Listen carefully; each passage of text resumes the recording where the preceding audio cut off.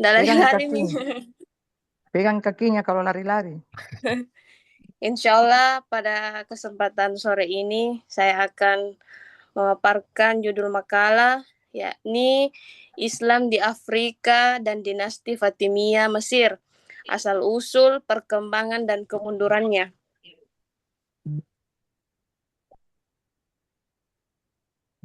Makalah ini membahas penyebaran awal Islam di benua Afrika dan peran sentral dinasti Fatimiyah dalam membentuk lanskap politik, teologi, budaya, dan budaya di Mesir.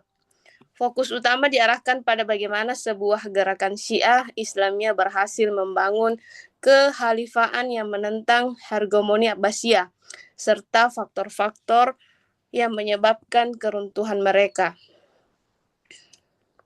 Nah, penyebaran Islam di Afrika secara garis besar dibagi menjadi dua arus utama.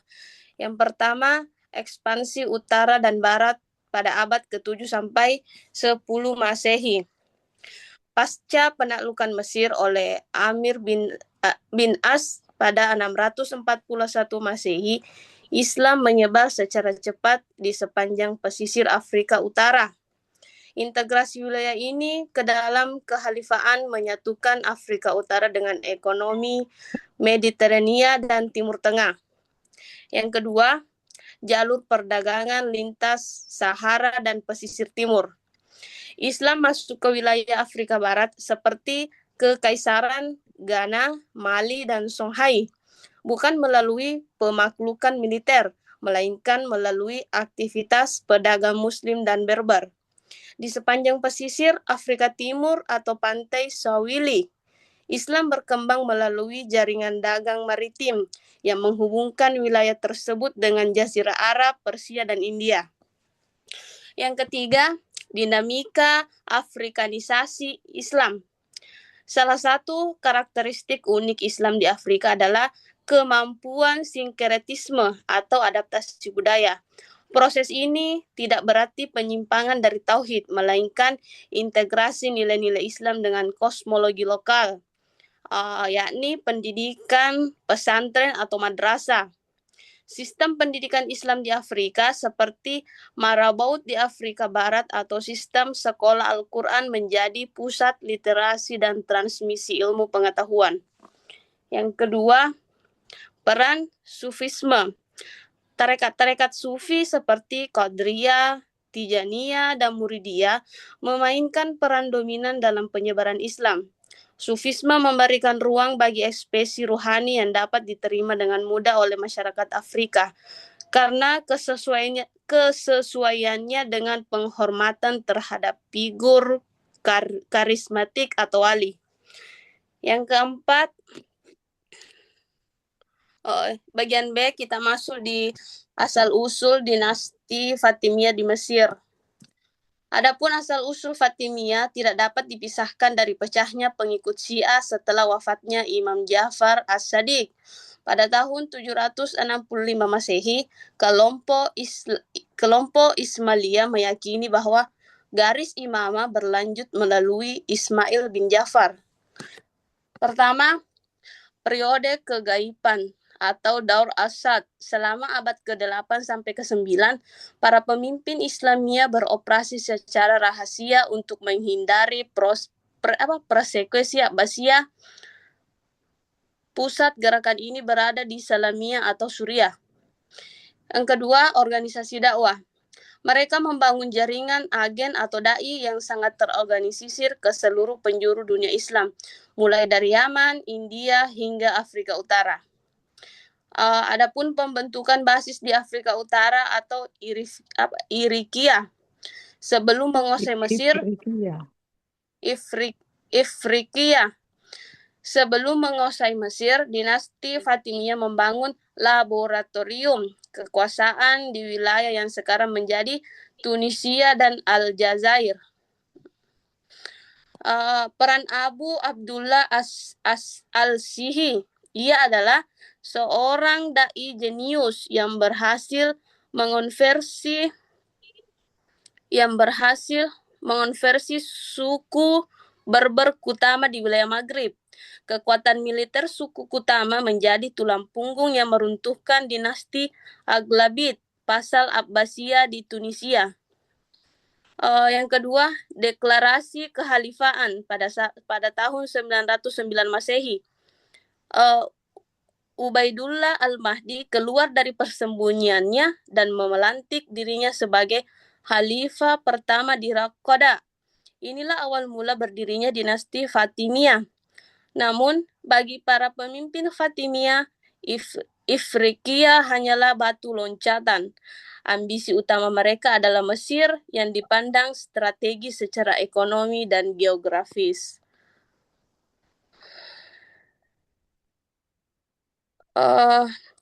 Selanjutnya, setelah Khalifah Al-Mu'iz pindah ke Kairo pada tahun 973 Masehi, Mesir berubah menjadi pusat gravitasi dunia Islam. Yang pertama, pendidikan. Pendidikan Masjid Al-Azhar 970 Masehi awalnya berjuang sebagai salah satu universitas tertua dan paling berpengaruh di dunia. Ekonomi, Fatimiyah mengalihkan jalur perdagangan dan Teluk Persia ke Laut Merah, menjadikan Mesir sebagai penghubung perdagangan antara India, Asia Tenggara, dan Eropa Mediterranean. Yang ketiga, ada toleransi. Dinasti ini dikenal karena mempekerjakan orang-orang Kristen, Koptik, dan Yahudi dalam posisi tinggi di pemerintahan wazir, menciptakan era kosmopolitanisme di Mesir.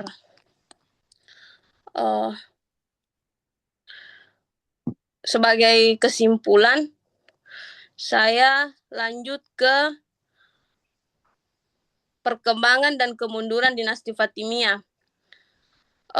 Di sini saya tulis pertama, pendirian Kairo Al-Qahira. Yang kedua, pusat ilmu pengetahuan. Dan yang ketiga, ekonomi. Yang keempat, ekspansi wilayah dan stabilitas. Yang kelima, toleransi beragama. Dan yang kelima, toleransi beragama. Terus untuk kemunduran kejayaan Fatimiyah mulai meredup pada abad ke-11 karena beberapa faktor. Yang pertama, ada konflik internal, perebutan pengaruh antara faksi militer Turki, Sudan, dan Barbar menciptakan ketidakstabilan politik. Yang kedua, krisis ekonomi. Dan yang ketiga, ancaman eksternal. Yang keempat, bangkitnya Salahuddin Al-Ayyubi. Yang kelima, perpecahan internal Syiah. Dan yang kelima, krisis suksesi dan kelemahan khalifah.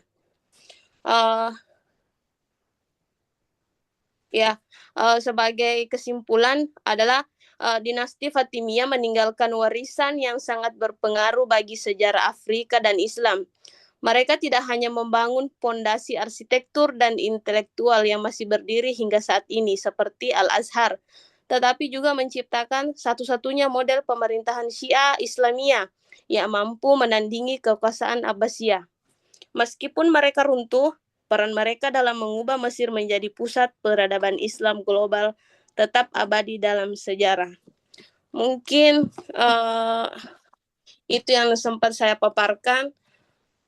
Mohon maaf apabila ada kekurangan.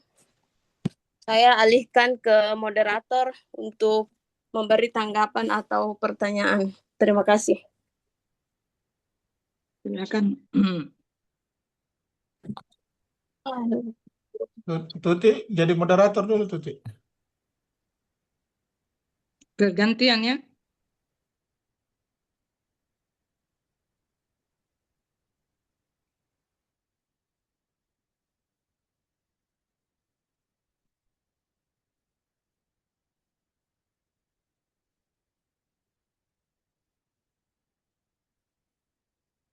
Siapa lagi yang punya giliran?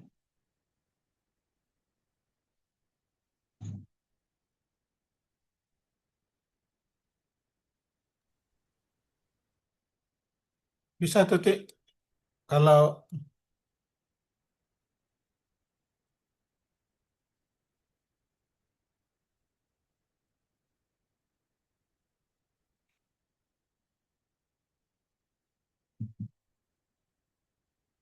oke, biar saya pandu dulu ya.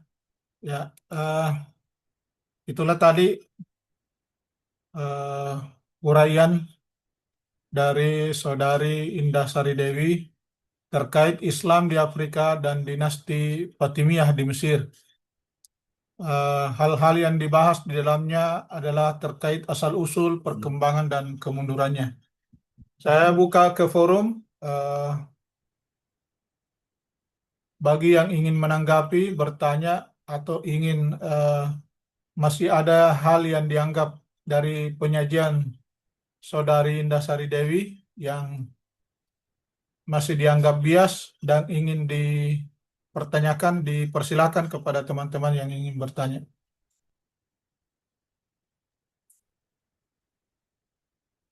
Ya, mungkin bisa dimulai dari Pak Sadino atau Pak Arjun.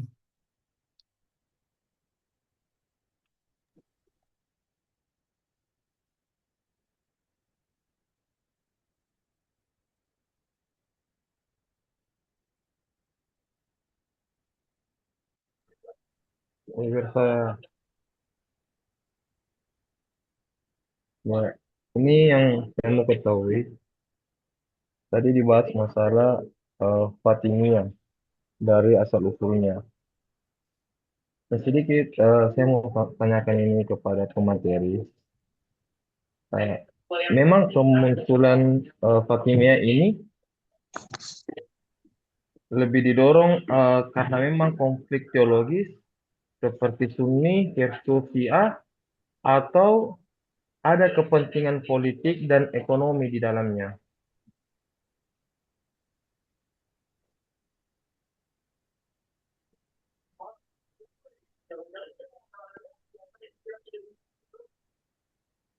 Terus apa yang melatar belakangi berdirinya dinasti Fatimiyah? Iya, Ya, gitu, Prof. itu mengapa sampai muncul ya? Iya, Itu di Prof. Mesir. Ya, apa yang mendorong? Apakah faktor politik ataukah Prof. faktor-faktor lain? Ya, benar, Prof. Nanti soalnya kalau kurang jelas pada pemateri, nanti saya tulis ulang di kolom obrolan. Terima Iya, kasih. ada lagi yang mau yang mau bertanya?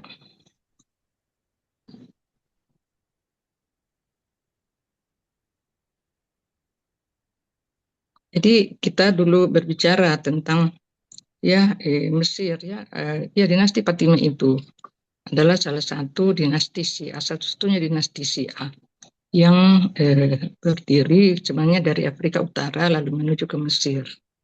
Nah, di Mesir ya dia membangun suatu peradaban dan menjadikan alirannya itu sebagai aliran yang alirannya itu menjadi mazhab negara ketika itu ya.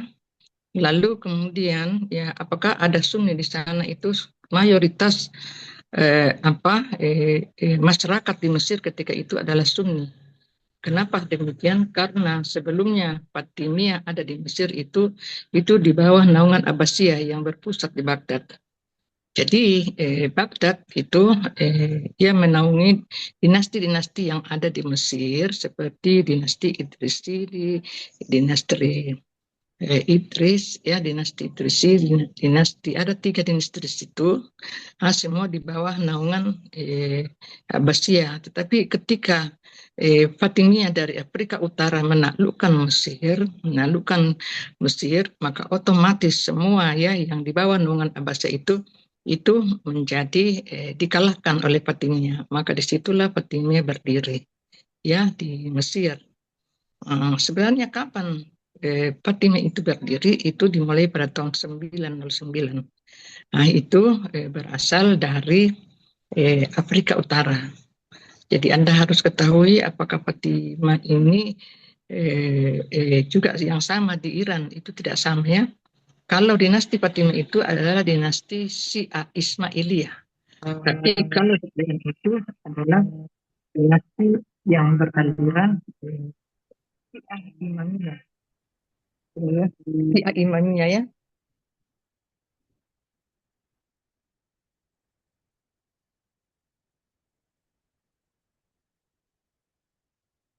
Ya, mungkin berikutnya dari saya, Bu Indah. Ya, Pak, silahkan. Jadi, terima kasih atas uraiannya. Yang ingin saya tanyakan ini terkait dialektika ideologi dan kekuasaan, eh, terkait bagaimana dinasti Fatimiyah mengelola ketegangan antara misi ideologis Syiah Ismailiyah dengan realitas demografis Mesir yang mayoritas Sunni. Jadi mungkin bisa dilihat bagaimana kegagalan melakukan Islamisasi Syiah yang secara total berkontribusi pada kerentanan politik di masa akhir pemerintahan dinasti Fatimiyah itu sendiri. Ya, saya kira itu pertanyaan dari saya. Nanti saya tuliskan di kolom chat Zoom. Ya, Pak.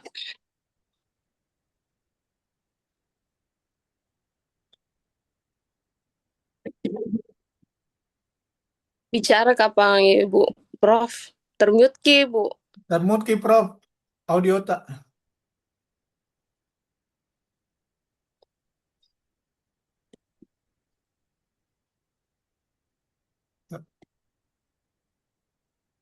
Termut ki Prof, audio tak?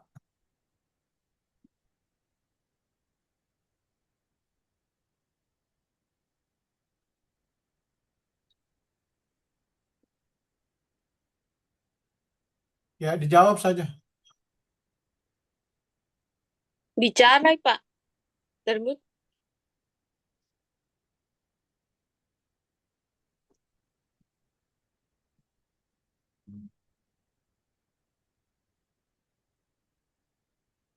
Saya jawab nih, Pak. Iya, iya. Baik, saya akan menjawab pertanyaan dari Saudara Pak Syahdino. Uh, apakah kemunculan Fatimiyah lebih didorong oleh konflik teologi Sunni atau Syiah dalam kepentingan politik dan ekonomi? Setahu saya, kemunculan Kekhalifahan Fatimiyah itu pada tahun 909 sampai 1171 Masehi lebih didorong oleh kepentingan politik dan ekonomi yang dibungkus dengan legitimasi teologi Syiah Islamiyah daripada sekedar konflik teologis murni. Meskipun Fatimiyah adalah dinasti Syiah yang menentang kekhalifahan Sunni Abbasiyah, berdirinya dinasti ini merupakan jawaban atas perpecahan politik, kelemahan kekuasaan pusat, dan ambisi untuk menguasai jalur perdagangan utama.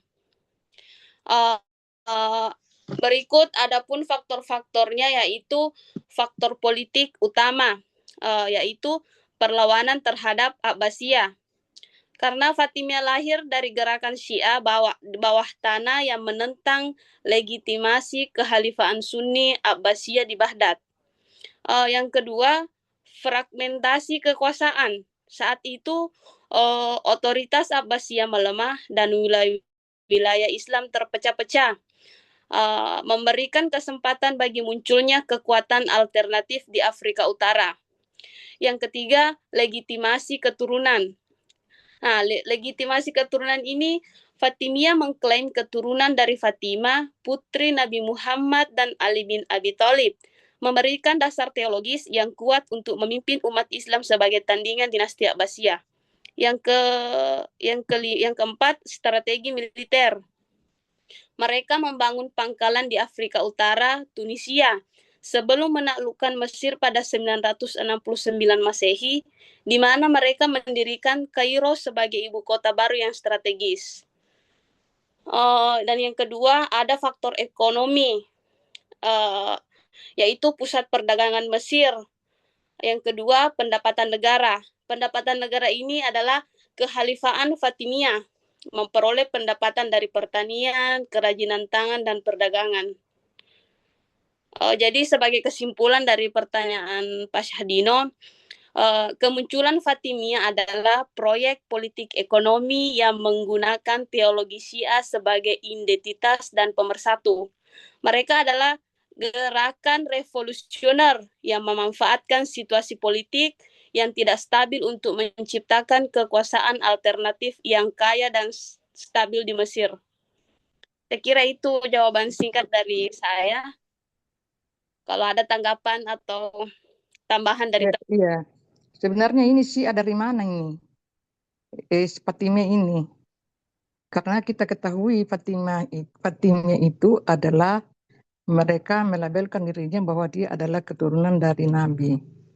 Keturunan dari Nabi, ya makanya Fatimiyah itu diambil nama sebagai simbol dari anak Rasulullah namanya Fatimah Al-Zahra.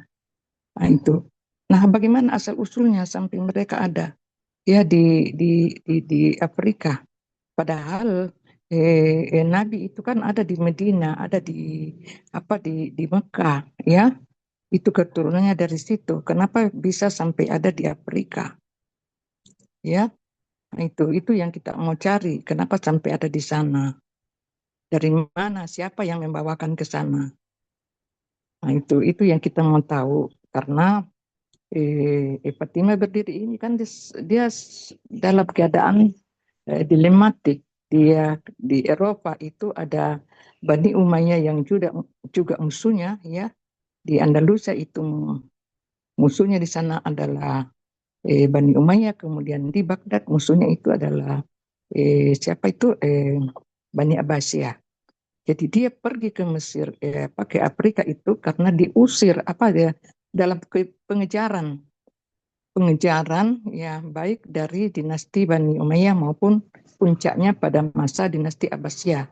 Ketika Harun ar-Rasyid berkuasa, dia menghabiskan seluruh ya unsur-unsur yang ada keturunan dari Ali bin Abi Thalib karena mereka merasa nanti akan disaingi atau mereka merampas kekuasaan dari Bani Abbasiyah. Maka pada masa pemerintahan Harun ar-Rasyid itu mereka mencari siapa sisa-sisa dari keturunan ini. Sampai masa anaknya Al-Ma'mun itu dikejar sampai di Afrika. Nah, siapa sebenarnya yang sampai ke Afrika itu dulu adalah namanya Idris. Ya, Idris. Nah, ketika Bani Abbasiyah terpecah-pecah menjadi beberapa negara, itu berdirilah dinasti-dinasti kecil, itu Idrisiyah di Maroko. Nah, Idrisiyah di Maroko ini adalah anak keturunan dari Hasan. Anaknya Hasan itu melarikan diri ke Afrika Utara, dan di Afrika Utara itu diterima oleh bangsa Barbar, yang lalu di situ Bani Abbasiyah itu tidak habis pikiran, dia harus membunuh. Akhirnya dia mengirimkan mata-mata ke Afrika, lalu Idris itu dibunuh. Ya, Idris dibunuh. Tapi kan ada istrinya ini yang sementara hamil. Istrinya yang hamil itu adalah orang Barbar yang diperistrikan. Nah, ketika dia hamil, anaknya lahir, maka digantilah namanya menjadi Idris. Sehingga berdirilah nanti dinasti Idrisiyah. Yang mendirikan dinasti Idrisiyah itu adalah Idris II. Jadi bukan Idris I. Idris I ini sudah meninggal. Idris II itulah yang mendirikan dinasti Idrisiyah yang berkuasa di Afrika Utara, ya. Di Afrika Utara hanya cuman beberapa 90 tahun, ya. Akhirnya diambil alih oleh pengikut-pengikut dari yang mengklaim juga dirinya sebagai keturunan Ali bin Abi Thalib. Siapa itu? Ya, itu adalah keturunan dari Ismail. Tahu itu Ismail, makanya nanti Fatimah itu adalah Syiah Ismailiyah. Bisa kita lihat lacak, ya. Anda lihat itu bahwa Syiah itu terbagi dua. kedua-duanya Syiah yang terbagi dua ini kedua-duanya mengklaim bahwa dia adalah anak keturunan Rasulullah Sallallahu Alaihi Wasallam. Dari mana kita bisa dapatkan itu? Pertama ya silsilah keturunan Syiah itu ada namanya anaknya Hasan dengan Husain. Tetapi anaknya Hasan lebih dulu meninggal baru Husain. Sehingga yang mewariskan kekuasaan dari Ali itu ya dari imam itu adalah Husain. Tapi Husain lagi meninggal di Karbala dalam peperangan ya bersama dengan anaknya Yazid, anaknya Muawiyah bin Yazid, maka terjadilah perang Karbala yang menewaskan siapa? Husain. Nah, Husain punya anak namanya Ali Zainal Abidin. Ali Zainal Abidin inilah yang menjadi imam ketiga. Lalu anaknya Zainal Abidin ini anaknya namanya Muhammad Al-Baqir. Muhammad Al-Baqir lalu melahirkan keturunan itu adalah Ja'far Shadiq. Lalu Ja'far Shadiq punya anak dua yaitu Musa Al-Qasim dengan Ismailiyah. Ketika Ja'far Shadiq masih menyatakan bahwa yang akan menggantikan saya nanti itu adalah Ismail. Kemudian Musa Al-Qasim itu anak keduanya. Tetapi Ismail ini lebih dulu meninggal baru ayahandanya. Sehingga otomatis penggantinya itu adalah Musa Al-Qasim. Nah, Musa Al-Qasim ini punya anak namanya Ali Ar-Rida. Ali Ar-Rida itu adalah orang sucinya Syiah. Semuanya ini yang saya sebut orang sucinya Syiah di Teheran. Ali Ar-Rida punya anak namanya Muhammad Al-Jawad. Muhammad Al-Jawad anaknya Ali Al-Hadi. Ali Al-Hadi anaknya adalah Hasan Al-Askari. Hasan Al-Askari yang ke-12 itu adalah Muhammad Al-Muntasir. Itu namanya Imam 12. Sampai di situ Muhammad Al-Muntasir itu menghilang dan dipercayai oleh golongan Syiah itu bahwa itu akan bangkit kembali. Itulah namanya Imam Mahdi. Jadi itu namanya Imam 12 ya atau Syiah Imamiyah. Ini berpusat di Iran ya, di Teheran. Ini ya tadi. Terus tadi anaknya Ismail yang meninggal, pihaknya menyatakan Ismail itu ada anaknya. Jadi dialah yang menggantikan. Tapi kenapa diambil Musa Al-Qasim? Tapi itu berjalan terus, di Ismail juga berjalan terus. Anaknya Ismail itu namanya Muhammad Al-Maktum. Muhammad Al-Maktum punya anak namanya Ismail. Setelah Ismail, anaknya Muhammad, lalu anaknya Muhammad namanya Ahmad, anaknya Ahmad menjadi Abdullah, Abdullah anaknya Ismail, Ismail anaknya Hasan, Hasan anaknya ini yang mendirikan dinasti Fatimiyah. Siapa itu? Siapa yang mendirikan dinasti Fatimiyah? Siapa lagi ini namanya? Siadat siapa? Siapa Siadatullah? Siapa satu ya? Itu ya. Ada siapa pendiri dinasti Fatimiyah? Saya lupa siapa lagi namanya. Anda tahu siapa yang mendirikan itu dinasti Fatimiyah adalah Ubaidillah Al-Mahdi. Jadi Ismail anaknya Hasan, Hasan anaknya Ubaidillah Al-Mahdi. Ubaidillah Al-Mahdi inilah mempulirkan namanya bahwa dia akan mendirikan dinasti Fatimiyah karena dia mengambil nama dari Fatimah Az-Zahra. Maka berdiri dinasti Fatimiyah pada tahun 909 di Afrika. Ubaidillah Al-Mahdi inilah yang mengklaim dirinya sebagai keturunan Nabi. Itu tadi yang saya sebutkan silsilahnya. Ya, saya sebutkan silsilah tadi dari Ismailiyah ya, dari dinasti dari anaknya Ismailiyah sampai turun ke Ubaidillah Al-Mahdi. Lalu Ubaidillah Al-Mahdi ini mendirikan dinasti yang terdiri dari beberapa khalifah itu 14 khalifah kalau tidak salah. Karena Ubaidillah Al-Mahdi anaknya Qasim anaknya Mansur anaknya Mu'islidinillah anaknya Al-Aziz anaknya Al-Tahir Al-Hikam anaknya Al-Zahir, kemudian Al-Zahir anaknya Al-Mustadzir, anaknya lagi Musta'ali, Al-Musta'ali anaknya Al-Hafiz anaknya Al-Hasid anaknya Al-Asid, anaknya Al-Aidid. Itu adalah Khalifah ke-14. Itu dinasti Fatimiyah. Terus ya ketika ini berdiri maka dilancarkanlah bagaimana cara merekrut anggota itu melalui dakwah. Itu dakwah melalui dakwah di bawah tanah karena mereka merahasiakan dirinya. Karena selalu dicari oleh kelompok-kelompok dari dinasti Bani Abbasiyah maupun dinasti Bani Umayyah sehingga ia bergerak di bawah tanah. Maksudnya di bawah tanah itu merahasiakan. Jadi melancarkan dakwah ini bahwa ini adalah keturunan Fatimiyah sehingga banyak pengikut-pengikutnya. Akhirnya menjadilah suatu lembaga. Nah, dari lembaga inilah ya berdiri. Nah, ada saingannya itu dinasti Aghlabiyah. Dinasti Aghlabiyah ini adalah di bawah naungan Bani Abbasiyah di Baghdad.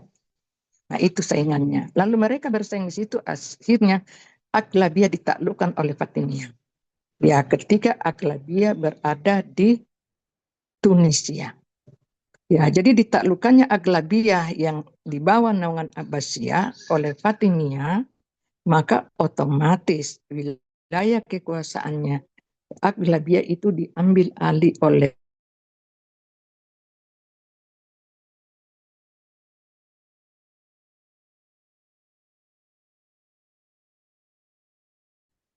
jadi sihnya Jauhar Az-Zikili itu orang Normandia ya orang Sisilia itu diambil lalu dijadikanlah sebagai pahlawan untuk menaklukkan Kairo yang di Bani Abbasiyah karena ada dinasti Ihsidiyah di sana ya. Nah, terus Jauhar Az-Zikillah ini sebagai panglima peperangan itu bisa menaklukkan Mesir. Itu pada tahun 967 ya 967.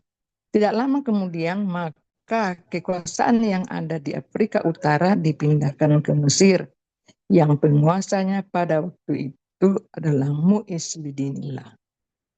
Jadi Mu'izz Bidinillah inilah membangun kota Mesir ya mulai membangun Mesir lalu dipindahkan ibu kotanya ke Kairo. Kairo itu ya kalau Mesir itu dulunya di Pustat. Itu wilayah yang ditaklukkan oleh Amr bin As. Pustat itu kota lamanya Mesir. Kota lamanya Mesir itu disitulah tempatnya raja-raja Bizantium berkuasa.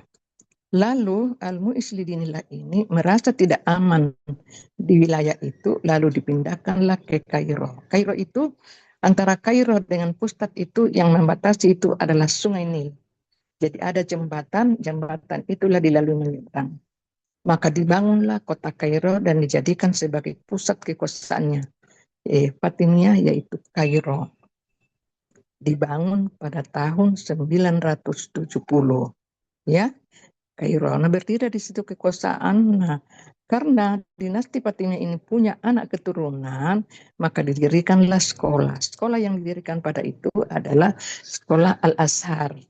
Al-Azhar ya, untuk dijadikan sebagai madrasah untuk mengajarkan anak-anak mengaji kepada anak-anak pengikut Syiah. Nah, setelah Al-Mu'izz Dinillah meninggal, kemudian diambil alih oleh anaknya Al-Aziz. Disinilah puncak keemasan dinasti Fatimiyah di Mesir ketika yang bapaknya Mu'izz Dinillah dan dilanjutkan oleh anaknya Al-Aziz. Dan dikenal Al-Aziz itulah yang mendirikan Jami'ah Al-Azhar, Universitas Al-Azhar 2 tahun setelah dibangun masjid itu. Jadi Universitas Al-Azhar yang ada di Mesir itu dibangun pada tahun 600 ya 70 ya 672 ya, dan satu-satunya universitas masih ada sampai sekarang ini ya yang bisa disebut sebagai universitas tertua. Ya, bukan tertua karena ada universitas lagi yang tertua itu Universitas Carolinum. Ya, ada juga universitas di Cordova. Itu juga tertua, dan tertua ketika adalah ya Universitas Al-Azhar yang berdiri pada tahun 672. Nah, ini salah satu ikon. Nah, apa saja yang dibangun kemajuan-kemajuan pada waktu itu? Banyak hal-hal, termasuk ilmu pengetahuan, perekonomian, ya bagaimana menghidupkan ya dinasti Fatimiyah, satu-satunya dinasti Syiah yang berkuasa kurang lebih 221 tahun. Karena ia berdiri pada tahun 909 di Afrika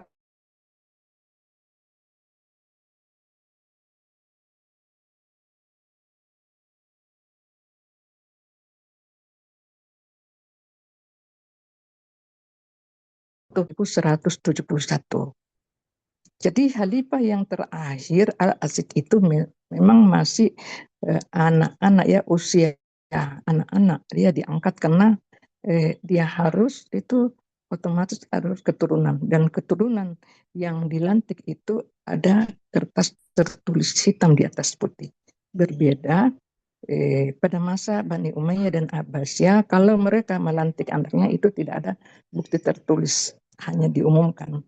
Tapi Fatimiyah itu begitu kuat administrasinya, itu dinyatakan secara tertulis ya, bahwa yang menggantikan Al-Aziz adalah anaknya Al-Hikam. Ya, begitu ya seterusnya. Sehingga walaupun dia masih anak-anak, tetapi dia yang berhak menjadi khalifah. Itulah sebabnya maka kekhalifahan yang terakhir dari Fatimiyah itu adalah anak-anak.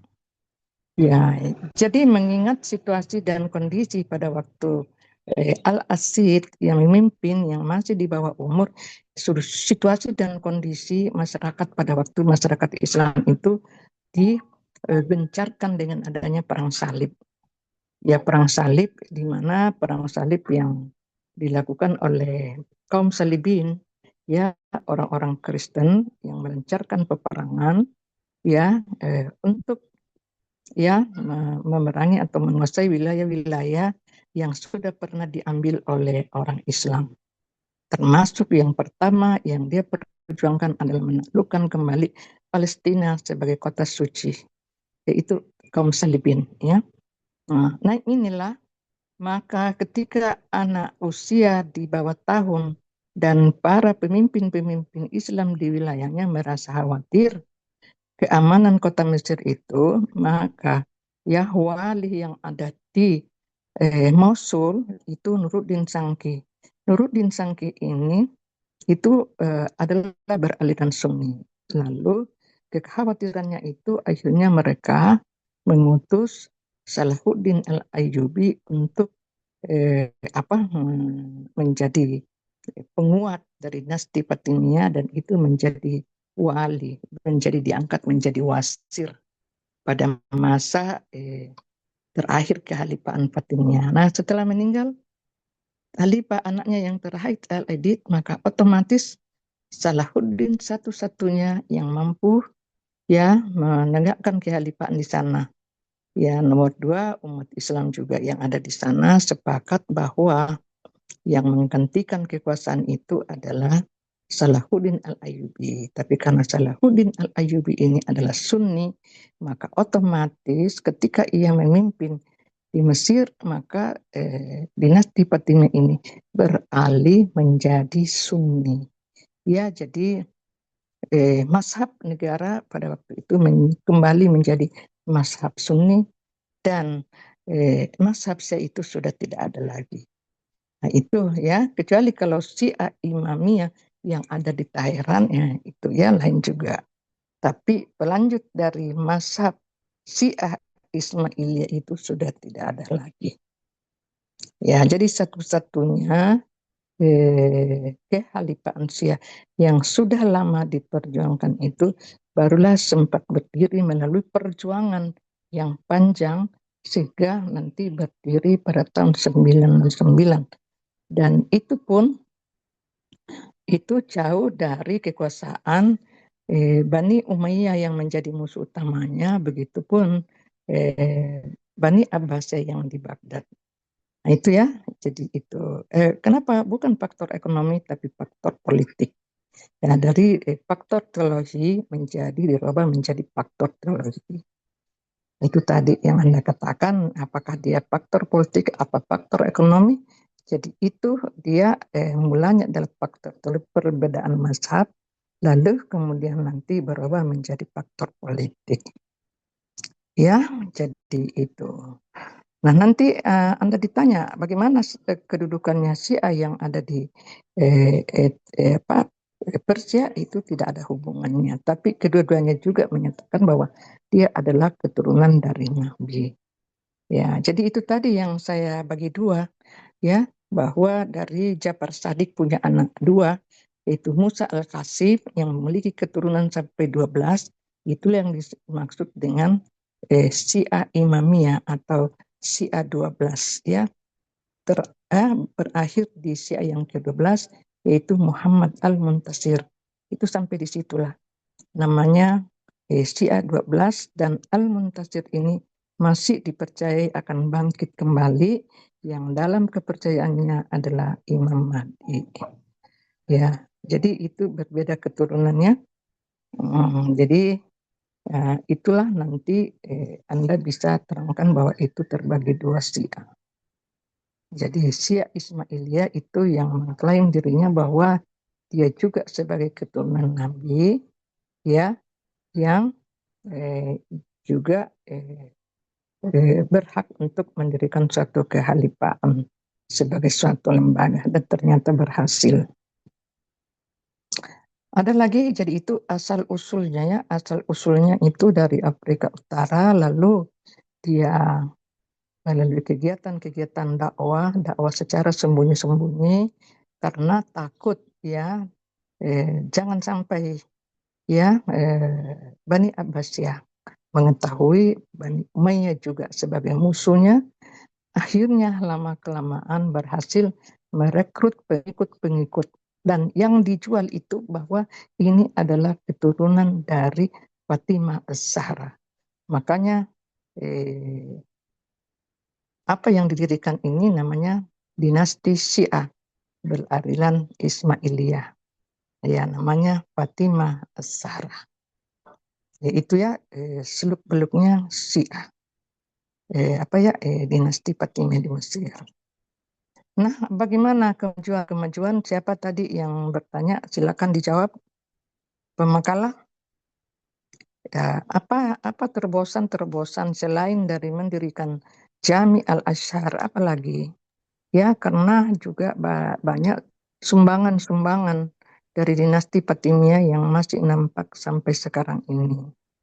Ya, tidak kalah juga pentingnya bahwa pada masa itu juga ilmu pengetahuan maju. Jadi masa Bani Fatimiyah itu ada 3 mercusuar ilmu pengetahuan. Ada di timur yaitu Baghdad, ada di timur tengah adalah Fatimiyah, dan ada di barat adalah Bani Umayyah. Itu sampai Islam pada waktu itu mengalami kemajuan yang disebut dengan masa keemasan. Ya, jadi 3 sumber ilmu pengetahuan itu di Mesir. Nah, Anda sampai membaca siapa-siapa tokoh-tokoh ilmu pengetahuan yang kita kenal sekarang yang kita kenal dari keluaran dari dinasti Fatimiyah. Apa-apa lagi yang dilakukan? Tidak membaca ini pemakalah. Coba diuraikan Indah. Iya, Bu Prof. Yeah. Apa kemajuan-kemajuannya dan apa sebabnya mereka mundur dan akhirnya nanti diambil alih oleh dinasti Ayyubiyah. Tapi pengambilan alihan ini tidak melalui peperangan, tidak sama dengan berdirinya berakhirnya dinasti Bani Umayyah di Damaskus melalui peperangan. Kemudian Abbasiyah juga seperti itu. Lalu kemudian juga di Spanyol. Tetapi Fatimiyah di Mesir itu tidak melalui peperangan, yaitu penyerahan secara damai karena tidak ada lagi pelanjutnya. Ya, apalagi itu banyak hal-hal ya. Jadi kemajuan-kemajuan atau ada hal-hal yang unik di masa pemerintahan Syiah dibanding dengan masa pemerintahan Abbasiyah dengan Muawiyah. Ya, seperti di Mesir, karena dinasti Syiah yang diberlakukan, maka setiap pasan itu ya selalu disebutkan khalifah-khalifah yang berkuasa. Kemudian pada masanya hari ulang tahun atau yaumul ya milad itu maulid Nabi dirayakan, maulidnya Ali dirayakan, kemudian maulidnya raja yang berkuasa itu dirayakan, sehingga ada 3 perayaan maulid dilakukan dalam setiap tahun. Itu pada masa dinasti Fatimiyah. Ya, terus apa lagi? Ya, jadi ada 14 khalifah di situ, masing-masing khalifah itu punya ciri khas dan punya kebijakan tersendiri di dalam pemimpin.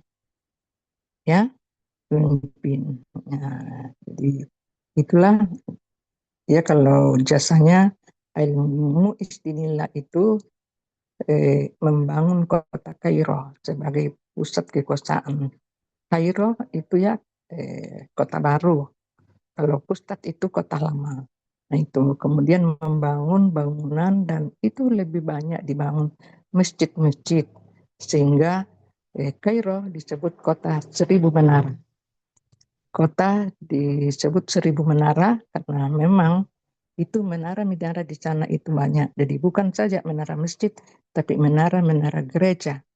Karena Mesir atau Romawi pada waktu itu punya gereja-gereja yang banyak karena dulu adalah kekuasaan Romawi Kristen di sana, ya kekuasaan itu Kristen, jadi di sana banyak gereja. Nah, hanya aturan pemerintah bahwa menara gereja itu tidak bisa melampaui menara masjid. Nah, jadi itu harus di bawah masjid ya, jangan lebih tinggi menara daripada kubah masjid. Itu aturan kebijakan pemerintah setempat.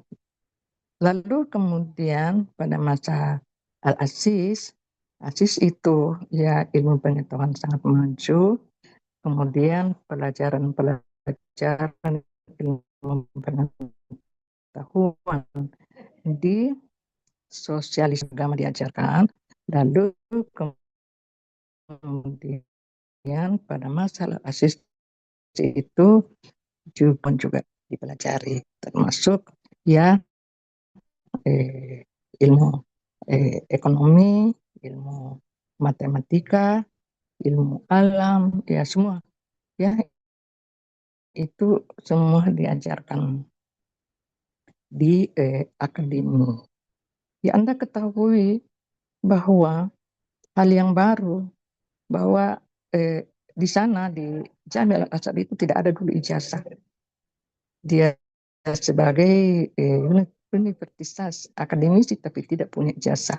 Jadi nanti diresmikan sebagai akademi itu pada masa sudah menjadi republik, yang menjadi raja pada waktu itu Raja Faisal.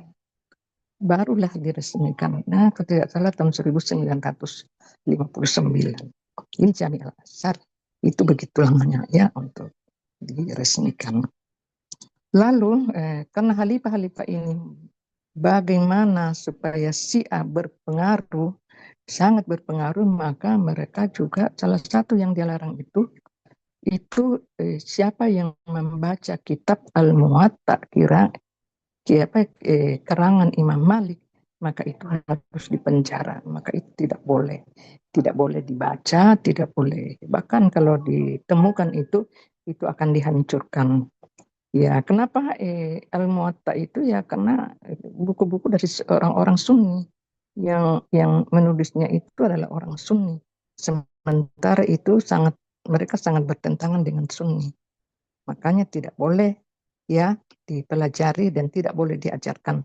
Itu tahu itu Al-Muwatta, hadis Al-Muwatta karangan Imam Malik. Nah, itu tidak boleh dipelajari di Universitas Al-Azhar. Tapi pemaksaan kepada Sunni ke Syiah itulah yang menyebabkan ya faktor kemundurannya, karena dia memaksakan ya alirannya. Sementara orang sudah lama beraliran Sunni lalu dia paksakan, nanti justru itulah yang menjadikan dinasti Syiah di Mesir itu menjadi lemah. Itu ya. Jadi tidak kalah juga pentingnya bahwa pada masa itu ya bagaimana menghadapi dua aliran di kota Mesir, ada Sunni, ada Syiah, maka dia juga menerapkan suatu keadilan, apalagi di lembaga hukum. Kalau lembaga hukum yang bersalah itu harus diadili oleh golongan Sunni. Kemudian di Syiah yang mengadili itu adalah hakim dari Syiah. Jadi itu letak keadilannya di situ. Ya. Hanya satu saja yang juga yang tidak pernah terlupakan dalam sejarah. Ketika Al-Aziz yang terkenal sangat toleransi, karena di Mesir itu bukan saja agama Islam yang ada di sana, juga memang pusat agama Kristen di situ. Di sana juga banyak agama Yahudi. Jadi Al-Aziz ini sebagaimana ayahnya Al-Mu'iz di Dinillah itu menerapkan toleransi umat beragama. Sampai anaknya Al-Aziz juga menerapkan seperti itu. Ya, terutama menghadapi agama Kristen. Tetapi situasi berubah ketika anaknya Al-Aziz itu Al-Hikam yang diangkat menjadi khalifah ketika masih berusia 12 tahun. Sehingga ya karena pengalaman berpolitiknya tidak seperti ayahnya, maka itu ya disesuaikan dengan kebijakan-kebijakan anak muda. Dia salah satu yang sangat krusial, itu dia memerintahkan kepada wilayah yang di bawah kekuasaannya termasuk Palestina untuk membakar masjid suci Nabi Isa, ya makam Kudus yang ada di Palestina. Makam Kudus ini itu adalah tempat suci orang Kristen, di mana setiap tahun mereka datang berziarah. Siapa yang datang ke Palestina bagi kepercayaan itu adalah terhapus dosanya. Apatah lagi kalau pergi ke tempat suci makam Kudus. Sama pula halnya bagi orang Islam, apabila pergi ke Mekah, maka itu pergi mensucikan dosanya. Seperti ini juga. Tapi apa yang terjadi masa pemerintahan Al-Hikam itu, orang yang pergi berziarah ke makam Kudus, ya negara-negara yang pergi berziarah itu dihadang di jalanan, dihadang, kemudian dirampas barang-barangnya, barang-barang rampok, ya makanan-makanannya, lalu ya juga dibunuh. Ya jadi itu terjadi ya pada masa pemerintahan Al-Hikam. Akhirnya siapa tidak marah kalau kota suci, tempat suci Yesus Kristus, tempat dimakamkan dan tempat naiknya ke atas langit itu dibakar. Itulah salah satu pemicu kenapa terjadi perang salib. Jadi perang salib itu orang juga menyatakan itu adalah faktor agama. Faktor agama inilah dikatakan faktor agama karena ya orang Islam membakar tempat sucinya, tempat yang dianggap suci. Ya, jadi apakah itu pembakaran itu berlangsung? Itu tidak berlangsung lama, karena setelah Al-Hikam meninggal dunia digantikan oleh anaknya As-Sahir membangun kembali itu, tetapi atas biaya Raja Bizantium, Kaisar Bizantium membangunnya. Ya, membangunnya dengan baik karena sudah ada izin. Ya, maklum karena apa? Masa pemerintahan Al-Hikam tidak boleh membangun gereja, tidak boleh memperbesar. Kalau masjid bisa saja, dari situ ketidakadilannya. Ya, mereka menghalangi, ya memperluas gereja, itu sangat dibatasi kebebasannya orang Kristen sampai orang Kristen pada waktu itu menganggap bahwa pemerintahannya itu tidak adil. Itu pada masa Al-Hikam, ya. Ya, jadi selain juga Al-Hikam bukan saja dari segi negatif, juga ada hal-hal yang positif. Ya, dia juga banyak membangun itu keindahan-keindahan taman-taman di Mesir, ya, terutama bangunan istana itu diperindah. Keindahannya itu ya bukan dari segi tumbuh-tumbuhan, tetapi itu dari segi dekorasi marmer dari kaca dibuat bunga-bunga, ya, bunga tapi terbuat dari kaca, ya. Kaca itu bunga-bunga di taman-taman. Jadi bukan pohon, tetapi dari kaca itu dibuat sedemikian indahnya berupa burung-burung, ya, berupa bunga-bungaan. Nah, itu dihiasi di istana-istana kehalifaan.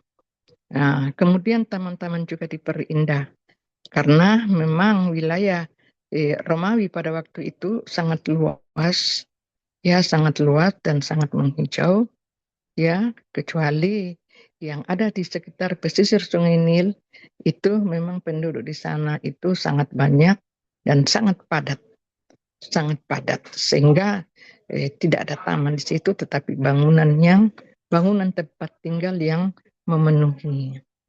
Ya, Anda ketahui bahwa Mesir itu ya kalau kita melihat dari udara itu ada cuman berapa 9%, ya, 19% itu dihuni oleh manusia.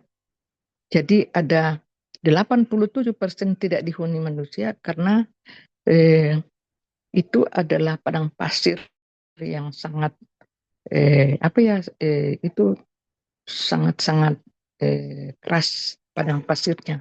Kenapa saya sangat keras? Karena kalau ada angin, maka kalau ada bangunan di situ, ya, itu angin bisa menutupi bangunan itu sehingga orang tidak berani membangun bangunan di padang pasir karena sewaktu-waktu ada angin itu membawa pasir, akhirnya semua tertutup dengan pasir. Itulah sebabnya itu sebahagian besar Mesir terdiri dari padang pasir yang tandus. Yang dihuni manusia hanya 19% itu adanya di pesisir Sungai Nil. Pesisir Sungai Nil itulah namanya Kairo. Kairo, ya, kota Kairo. Jadi kecil saja itu kota Kairo. Nah, makanya kalau kita melihat penduduknya itu sangat padat, penuh dengan manusia. Karena dia hanya hidup di sekitar itu. Penuh manusia, ya, padat sekali penduduknya. Karena memang semua pendatang itu ada di sekitar pesisir Sungai Nil. Karena disitulah tidak ada padang pasir di situ. Kemudian ada sumber perekonomian di situ adalah Sungai Nil. Jadi Sungai Nil itu adalah sungai, bagi orang Mesir itu menyatakan bahwa sungai ini membawa berkah. Karena dia membawa berkah, pada masa Romawi kuno ia menganggap bahwa itu di situ ada Tuhan Osis dan Osiris. Ya, Tuhan Osis dan Osiris inilah yang membawa berkah setiap tahun, ya, banjir itu yang membawa kesuburan, akhirnya semua pohon-pohon, ya, tebu, pohon gandum, ya, anggur, semua di sekitar sungai itu tumbuh subur dan disitulah pusat perekonomian masyarakat. Pisangnya, jagungnya besar-besar, ya, kemudian tanam padi, belum lagi sungai Nilnya yang membawa, ya, dari ikan-ikan segar itu semua dari Sungai Nil. Sungai Nil, ya, Sungai Nil itu, ya, Anda bisa lihat bahwa Sungai Nil itu salah satu sungai yang terpanjang, ya, di Timur Tengah yang melewati 9 negara. Itu Sungai Nil, 9 negara begitu panjangnya. Begitupun Sungai Gangga yang ada di India juga melewati ada 12 negara, begitu panjangnya. Nah, ini, ya, Sungai Nil. Jadi karena Mesir ini adalah kota tua, ya, disebut juga bahwa kota kota Firaun. Dan di sanalah Firaun berasal. Disebut juga Ummud Dunya, ya. Itu adalah ibunya peradaban. Peradaban dunia ada di sana. Dia juga disebut dengan kota 1000 parabola karena di sana terdapat banyak parabola. Juga sekarang disebut kota 1000 menara karena juga di sana sudah terdapat menara-menara yang tinggi.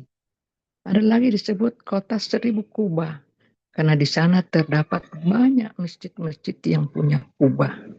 Jadi bukan saja masjid yang punya kubah, gereja-gereja juga punya kubah. Maka disebutlah dia kota 1000 kubah, kota 1000 menara, ya, karena terdapat menara, ya, kota 1000 parabola. Parabola itu di sana juga parabola, semua rumah-rumah ada parabolanya. Ya, kos-kos itu semua punya parabola. Karena kenapa? Ya, orang Mesir sudah mengalami kemajuan, ingin juga beradaptasi dengan negara-negara lain, ingin melihat dunia lain. Maka melalui parabola dia bisa melihat perkembangan-perkembangan dunia. Maka gairah mereka itu memiliki parabola agar dia bisa menonton mancanegara. Ya, jadi itu kota Mesir. Kenapa disebut kota Kairo Kahira? Asal kata dari Kahira artinya kota, ya, Dewara, tempatnya Dewara. Kahirah. Rah itu tempatnya Dewara. Dewara itu Tuhannya orang Mesir. Ya, jadi itu perkembangannya dinasti Fatimiyah. Jadi ya, dinasti Fatimiyah juga ini ya sempat mengukir sejarah di sana, sejarah peradaban Islam, ya, yang bercorak Syiah.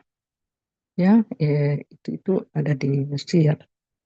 Tapi setelah berubah menjadi Sunni, maka buku-buku Al-Muwatta tadi itu kembali dipelajari, dibuka ulang, ya, karangan Imam Malik, ya, hadis-hadis karangan Imam Malik, itu kembali lagi dipelajari. Nah, jadi bagaimana perkembangannya sekarang? Perkembangan Islam sekarang, kota Kairo adalah kota terpelajar dan di sana dipersiapkan buku-buku yang dijajakan siapa saja yang mau mengambil. Itu di sekitar Masjid Al-Azhar Kairo. Setiap Jumat Anda bisa ke sana dan bisa Anda bawa pulang. Apa prinsip mereka? Prinsip mereka bahwa setiap hari kurang lebih 50.000 buku dicetak.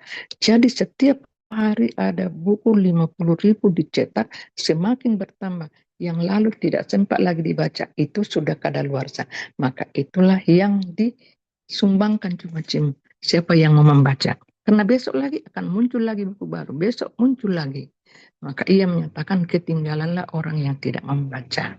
Karenanya pemerintah Mesir selalu membudayakan budaya baca.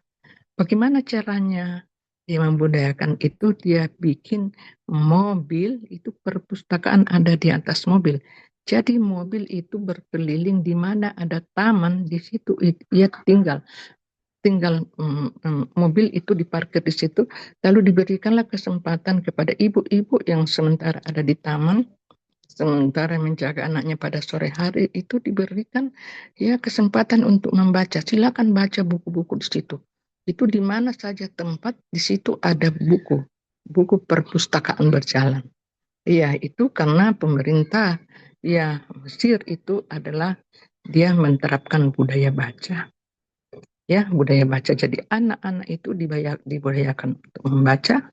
Ibu-ibu juga yang tidak kuliah, tidak sekolah, itu dia diisi kesempatannya yang luas untuk membaca, budaya baca. Nah, itu di Mesir sampai sekarang ini. Ya, jadi itulah yang kita lihat ya. Kalau kita ke Mesir, kita akan teringat budaya-budaya Romawi. Ya, kita akan mengingat bahwa disitulah kota Firaun. Ya, kenapa peradaban Mesir itu masih masih ada sampai sekarang, karena mereka tidak sempat tentara salib masuk di Mesir, terus kau lakukan, ya, bangsa Mongol tidak sempat masuk karena kuat pertahanannya. Pada masa perang salib, pertahanan yang kuat itu adalah Salahuddin Al-Ayyubi, membangun benteng namanya Benteng Salahuddin. Itu pasukan salib tidak bisa masuk. Jadi nanti pasukan salib bisa masuk ketika masa pemerintahan dinasti Al-Muluk. Tapi dinasti Al-Muluk itu perang salib ke-7 masuk, tapi tidak sempat merampas barang-barang karena itu ada negosiasi antara pemimpin Al-Muluk, ya, dinasti Al-Muluk, dinasti Mamluk, kepada pemerintah salib Raja Leon pada waktu itu, sehingga dia mundur dengan teratur. Nah, itu adalah satu kemenangan bagi umat Islam. Lalu ada juga di bagian barat ingin menyerang Mesir, itu adalah tentara barbar bangsa Mongol, tapi juga tidak mampu menembus pertahanan Mamluk Al-Bahri. Mamluk Bahri itu dinasti Mamluk yang menjaga di laut. Jadi itu satu keselamatan dan kita berhutang budi kepada dinasti Mamluk. Karena sekiranya mereka tidak bertahan di situ, maka Holakokan itu akan memporak-perandakan Mesir, sebagaimana Baghdad yang dia hancurkan. Dan itulah sebabnya maka Mesir sampai sekarang itu peradabannya masih tinggi, maka pantaslah dikatakan bahwa Mesir itu adalah dunia, ibu peradaban dunia, karena di sana ada piramid, masih ada sampai sekarang, peradaban Romawi kuno masih ada juga sampai sekarang, kemudian masuk peradaban Islam dan sampai sekarang, maka pantaslah dikatakan Mesir itu adalah dunia, yaitu yang tadi dia juga disebut sebagai Mesir itu adalah kota Kinana, karena di sanalah kelompok Al-Kinana dari Arab itu masuk ke Saudi Arabia, akhirnya melahirkan keturunan namanya Al-Kinana. Al-Kinana nanti akan menurunkan kelompok Quraisy, kelompok Bani Quraisy, baru keturunannya Nabi Muhammad. Itu itu suasana dan situasi di Mesir. Jadi banyak juga dinasti-dinasti sana, tapi yang besar pada itu samanya hanya dinasti Fatimiyah, tapi sayangnya dia hanya berkuasa selama 221 tahun. 221 tahun itu terbilang mulai tahun 99 berdiri, baru dia berakhir pada tahun 1171.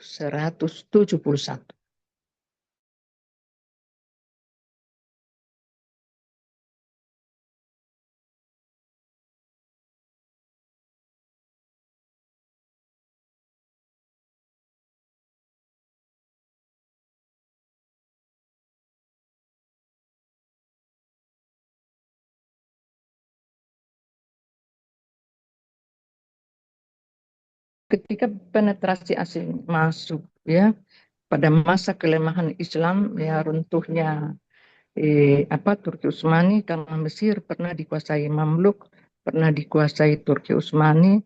Setelah Turki Utsmani diambil oleh bangsa asing, penetrasi asing. Penetrasi asing menjajah itu bangsa Inggris.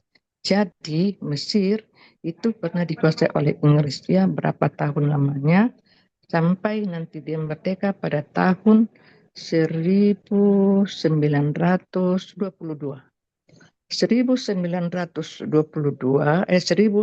1932. Tetapi 1932 masih ada antek-anteknya Inggris di situ, sehingga ia merdeka secara total tahun 1954. Maka berdirilah Republik Rakyat Mesir. Raja pertama, siapa raja pertama? Raja Faisal. Jadi itu raja, kemudian turun temurun ya, akhirnya sampai sekarang ya Abbas Asisi ya presidennya. Sekarang ini ya jadi itu berganti Anwar Sadat ya, itu sampai seterusnya. Itulah Mesir modern. Jadi kalau Anda mau melihat peradaban dunia, silahkan ke Mesir. Anda masih bisa menyaksikan ya peninggalan-peninggalan Firaun. Bahkan Firaun yang mengejar Nabi Musa itu masih ada muminya di Mesir. Itu tersimpan baik di museum. Nah, itu adalah salah satu destinasi wisata bagi pelancong-pelancong dunia, dan itulah menjadikan Mesir banyak pemasukannya melalui destinasinya, karena orang akan melihat bagaimana peradaban dunia ada di Mesir. Ya, nah itu setidak-tidaknya Anda bisa ke Mesir kuliah. Di sana perkuliahan di situ itu ya dibiayai, ada biaya hidup, tapi itu melalui persyaratan-persyaratan. Jadi kalau Anda mau melanjutkan S2, ya itu persyaratannya mungkin harus hafal Al-Quran, hafal Al-Hadis. Nah itu ya, jadi juga berat persyaratannya. Oke, ada yang mau bertanya? Saya Prof. Iya. Izin. Tadi dikatakan pendiri dinasti Farid Wajdi, mana Farid Wajdi? Menghilang. ada. Hadir, Prof. Kenapa tidak ada suaranya? Silakan. Tadi sempat didengar saya terangkan. Ya, Prof. Menyimak, Terus Prof. ini ada yang mau bertanya ini. Tuti Wahyuni, Prof. Coba silakan Tuti Wahyuni bertanya. Jadi saya cuma mau menuliskan Prof yang tadi pendiri dinasti Fatimiyah dikatakan Ubaidillah. Lalu bagaimana dengan Ya. patung Said bin Husain pada peradaban Islam di masa dinasti Fatimiyah? Karena saya dapat di sini pendiri dinasti Fatimiyah didirikan oleh Said bin Husain. Jadi Said bin Husain itu juga dia beri gelar dirinya namanya ya ini Ubaidillah al-Mahdi, itu juga namanya Said Husain. Ya, dia ganti namanya kepada ya Ubaidillah al-Mahdi. berarti orang yang Jadi sama. dia juga ya orangnya sama. Ya, jadi yang dikenal ya nama aslinya itu Said ya Said bin Husain. Tapi dia mengganti namanya Ubaidillah al-Mahdi. Pendiri dinasti Fatimiyah. Kenapa diambil Fatimiyah? Karena dia tidak mau menghilangkan dirinya bahwa dia adalah keturunan dari Nabi. Ya, sehingga nanti dinasti yang didirikan itu adalah nama dari anak Nabi yaitu Fatimah As-Zahra. Ya, jadi setelah itu dia mengklaim seperti itu, maka pengikut-pengikutnya banyak. Tapi di kemudian hari ada juga beberapa pendapat bahwa itu hanya ya dia ada-adakan, tidak ada setelah dilacak keturunannya itu bukan berasal dari Nabi, tapi kita tidak sampai ke situ ya. Jadi ada pendapat bahwa itu hanya mengada-ngada saja, hanya itu mau mengambil namanya sebagai popularitas. Tidak ada sama sekali keturunannya dengan Nabi. Tapi kita tidak sampai ke situ, kita hanya melihat bagaimana dinasti Fatimiyah ini berdiri.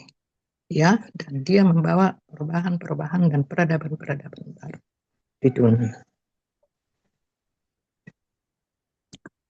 Terus ada lagi Abdul Muthalib, ada pertanyaannya?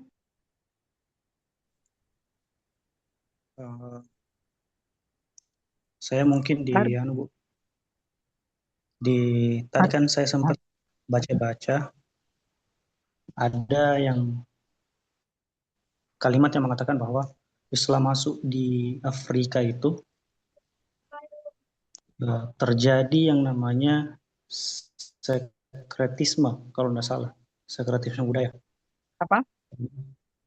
Pencampuran budaya. Islam masuk di Afrika.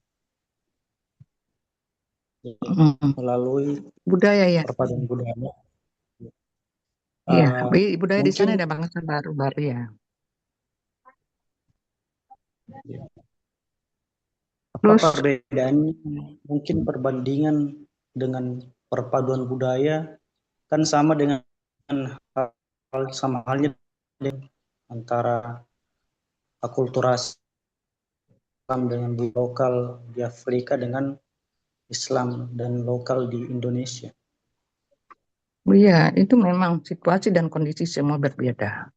Ya, di Mesir berbeda, di Timur Tengah berbeda, di Afrika berbeda. Afrika itu adalah ya Afrika itu ada Afrika Utara, ada Afrika Selatan, ya. Kemudian yang dimasuki Islam itu adalah Afrika Utara masuk di Tunis. Itu adalah Uqbah bin Nafi yang pertama. Jadi itulah Uqbah bin Nafi yang pertama masuk di Afrika masa pemerintahan Bani Umayyah. Karena itu didirikanlah satu masjid di sana, namanya Masjid Uqbah bin Nafi. Itu yang pertama didirikan di Afrika, ya. Itu pada masa pemerintahan Bani Umayyah. Bagaimana budayanya tentu berbeda. Situasi dan kondisi yang mengitari orang itu sampai itu budaya itu berbeda. Apa budaya? Seperti saya kasih contoh ya, di Afrika Utara, Fes, Maroko. Itu ya wilayah yang paling ke barat ya. Dan di situ ya sangat dingin dan kemudian panas matahari, sehingga di sana ya kalau budayanya ya itu keturunan dari Berber, bangsa Berber. Berber itu ya orangnya itu tinggi, kurus, hitam. Kemudian bagaimana budaya mereka itu mandi dalam 1 kali 1 minggu. 1 kali 1 minggu dia mandi. Kemudian rumahnya itu tidak diberikan fasilitas kamar mandi di dalam. Kemudian kecuali kamar beon, sehingga kamar mandi yang ada di Maroko sampai sekarang itu ada di pinggir-pinggir di kota, di tengah kota, nama hammam. Kamar mandi itu memang dipersiapkan untuk penduduk kota, tapi itu kalau mandi 1 kali mandi di situ itu dibayar. Setelah keluar dari kamar mandi maka kelihatan cantik, dia di make up apa ya, dan toko-tokonya itu ada di pinggir hammam itu, kamar mandi itu, kamar mandinya besar ya dan bagus. Itu di sekitar situ dijuallah sampo, sisir, sabun, ya alat-alat makeup di situ. Itu di situ sekitar situ, dan orang yang mau membeli itu dibelilah alat makeup, nanti masuk di situ di kamar mandi, itu mandi sauna, kemudian di makeup, dia keluar lebih tampan lagi, cantik. Begitupun laki-laki ada kamar mandinya. Itu budayanya di situ. Kemudian budaya bangsa Berber itu tidak mau kalau pakai HP orang dipoto, itu akan kita dikejar. Karena tidak mau diketahui budayanya seperti ini. Apa budayanya itu? Menyabung ayam. Dan menyabung ayam itu adalah budaya yang sangat-sangat digemari. Ya itu ya. Kemudian itu tidak boleh perempuan laki-laki itu berjalan berdampingan. Karena ia menganggap perempuan dan laki-laki berjalan berdampingan itu hamat, apalagi kalau bukan muhrim. Itu salah satu budaya yang ada di sana. Itu di Maroko, ya Marrakesh. Ya. Jadi itu ya, kenapa dikatakan Marrakesh itu adalah bahasa ya Perancis, kemudian juga disebut dengan Fes, ya wilayah yang paling ke barat. Ada juga wilayah ke timur, ya bainal masyriqi wal maghribi, ya. Jadi masyriqi itu ada di Jepang paling timur. Itulah di sana matahari terbit. Makanya Jepang itu disebut dengan kota matahari terbit, dan tenggelamnya di Afrika. Afrika itu Maroko, bainal masyriq wal maghrib. Itu ada dalam ayat ya. Itu begitu luasnya itu dunia. Jadi setiap kota itu ya berbeda-beda budayanya. Seperti di Tunisia ada namanya Universitas As-Zaituna. Kenapa As-Zaituna? Karena di sana tumbuh banyak pohon zaitun. Tumbuh banyak pohon zaitun di sana, dan itulah penghasilan utamanya, dan itu diimpor kemana-mana. Kemudian juga budayanya, karena di sana tidak ada air. jauh air. Sumber airnya itu berada dari Sungai Nil. Makanya Sungai Nil itu adalah sungai yang melintasi 9 negara. Ya, wilayahnya sangat panas, maka orang-orang itu hitam. Ya, jadi orang negro, jadi orang Afrika itu orang hitam. Ya, kecuali yang ada di sekitar Sungai Nil putih-putih, orang-orang Mesir itu putih-putih orangnya. Dan dulu sebelum beradaptasi dengan orang asing, itu dalam sejarah buku Ibnu Haldun dikatakan orang Mesir itu dulu, zaman dulu kalau itu cantik-cantik semua. Kenapa cantik-cantik semua? Karena dia katanya adalah keturunan Nabi Yusuf. Nabi Yusuf. Tetapi lama-kelamaan setelah beradaptasi dengan bangsa-bangsa yang menjajah, turun-temurun akhirnya itulah nilainya itu sudah berpindah, tapi masih tetap gagal, masih tetap cantik, masih ada air-airnya. Ya, Nabi Yusuf. Ya, hanya ada Inggris penjajah kawin dengan orang Mesir, maka keluar nanti orang-orang Mesir ya bagikan orang Arab dan mancung hidungnya, tapi dia biru matanya. Ya seperti itu ya budayanya itu. Karena perkawinan asimilasi antara satu budaya dengan budaya yang lain. Begitupun corak pakaiannya itu berbeda-beda. Ya, corak pakaiannya berbeda-beda. Di Timur Tengah berbeda ya, seperti di Saudi Arabia itu pakai jubah. Ya, kalau di Mesir itu bebas karena kenapa bebas pakaiannya? Ya, orang-orang yang merasa dirinya keturunan Nabi dan orang terhormat dia pakai jubah, tapi orang-orang biasa dia menganggap bahwa ini sudah dunia modern. Sehingga kalau kita ketemu gadis-gadis yang ada di sana itu pakai celana jeans, di kantor kah, kelihatan pocina, tapi dia pakai selendang, syal, dia pakai jilbab, tapi pocina kelihatan, dia pakai jeans. Itu perempuan-perempuan masjid dan cantik orangnya.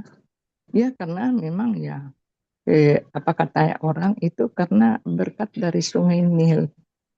Airnya dari Sungai Nil, airnya Sungai Nil itu diminum, kemudian itu yang mandi, itu membawa berkah.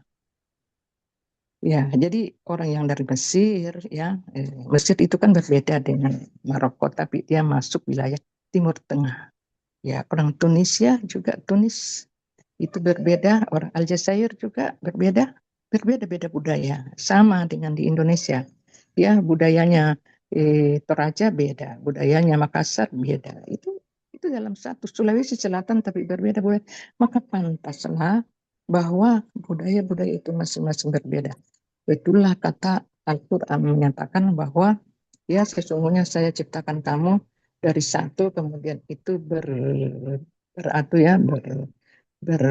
apa itu bergolong-golongan antara satu dengan yang lain. Nah, itulah satu sunnatullah. Dan itu memang Tuhan mentakdirkan seperti itu. Ya, oke. Oke, ada lagi yang lain?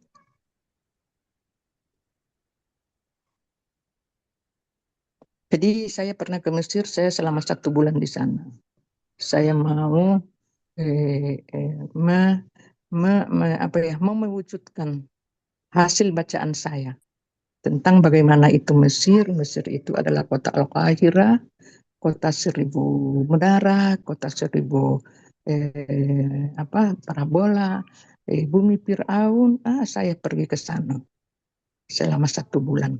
Mengadakan penelitian sampai melihat jenazahnya Fir'aun, sampai ya semua ya peradaban-peradaban tentang bentengnya Salahuddin, tentang Bukit Al-Muqattam. Bukit Al-Muqattam didirikan oleh Al-Aziz untuk peneropongan bintang. Itu juga karena di sana adalah maju ilmu pengetahuan. Dan di sana kita naik ke bukit-bukit, di sana ada tempatnya kuburannya Imam Syafi'i. Imam Syafi'i itu ada di dalam masjid di atas bukit. Kita masuk, ini ada kuburannya Imam Syafi'i. Ya, banyak piran-piran yang itu bernuansa biru. Ya, jadi ya banyak sejarah. Kemudian di sana ada kuburan masyarakat itu ada pintunya ya. Jadi tidak seperti kuburan kita sekarang di sini. kuburannya itu bisa bersusun-susun orang di dalam, ya, dan ada penjaganya. Itu berbeda ya. Kita punya kuburan ditanam satu-satu orang, karena di sana lahannya sedikit, maka itu ya kuburan dikasih susun-susun,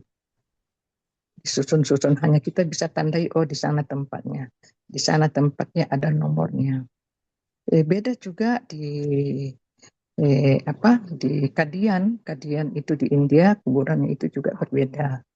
Jadi biar tidak ada mayat di situ, tapi ada namanya di situ, sudah ditulis bahwa ini, maka ada namanya seperti kuburannya di sana, tapi wujudnya ada di Indonesia. Itu juga budaya lain ya. Kenapa bisa dikuburkan di Kadian? Karena dia menganggap bahwa Ahmadiyah ini sudah pengikut Ahmadiyah yang tulen, yang kental.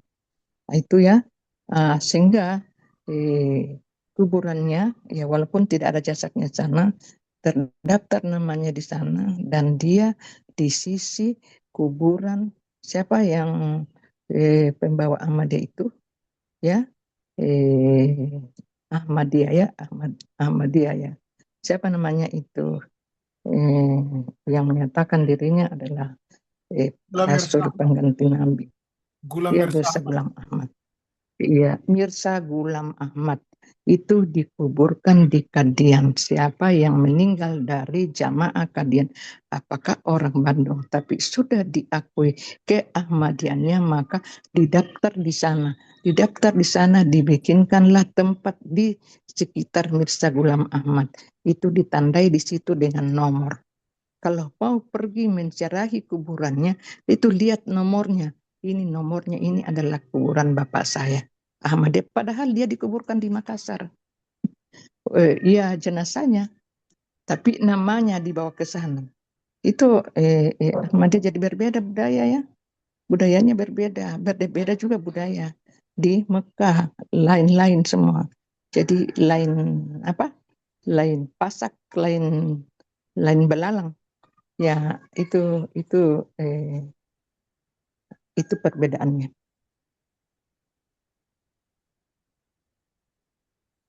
Bagaimana? Arjun, Merendeng.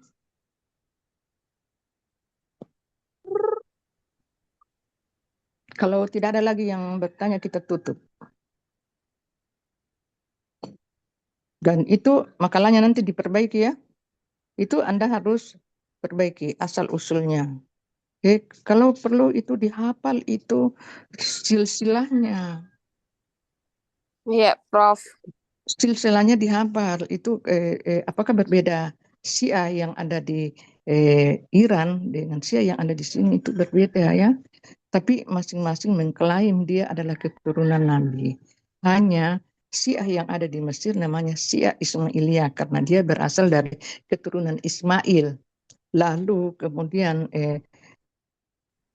Syiah yang ada di Teheran itu adalah Syiah Imamiyah yang langsung turun dari Zainal Abidin sampai imam yang ke-12 ya, Muhammad Al-Muntasar, itu sampai di situ namanya Ahlul Bait. Tidak ada lagi Ahlul Bait. Ya, Ahlul Bait itu adalah ya pengganti Rasulullah. Disitulah di Persia itulah ya terdapat kuburan-kuburan dari para imam-imam ini yang masih sampai sekarang disakralkan. Ya, seperti Ali Ar-Rida ya, Adi ya, Al-Husain Al-Asghar, Fatimah Al-Masum, itu dibikinkan tempat dikuburkan dalam masjid yang sangat indah, itu di Qum. Ada di Mashhad. Mashhad itu kuburannya Ali bin Abi Thalib. Oke, ya. Jadi saya kira itu ya. Anda membaca lagi supaya bisa bertambah wawasannya ya tentang Fatimiyah. Anda baca lagi ulang ya, baru Anda bisa paham. Yang jelas saya sudah membuka tabir otak Anda bahwa ya Fatimiyah seperti ini. Ya, tapi itu baru setitik air. Ya, belum secara luas kalau mau dikuliahkan. khusus Fatimnya itu bisa 1 semester dan 16 kali bertemu. Oke, dan saya akhiri karena tidak ada lagi yang bertanya. Saya akhiri. Assalamualaikum warahmatullahi wabarakatuh. Waalaikumsalam. Waalaikumsalam warahmatullahi wabarakatuh. Syukran, Prof. Terima kasih, Prof. Terima kasih juga Terima ya. kasih, Prof. Terima kasih kebersamaannya. Prof.